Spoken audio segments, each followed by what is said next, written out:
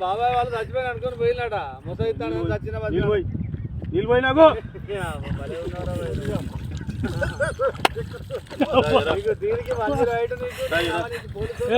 ఎందుకు పన్న వాళ్ళ తాయి పండుకున్నా ఎందుకు పండుకున్న వాళ్ళ ఈ చల్లదనానికి ఎండకు చేయలేక కన్నీకి ఓడిపోయి వచ్చిన గెలవలేక ఏం చేసావు 10 రోజుల నుంచి గణేట్ చేత నాతో గట్టించి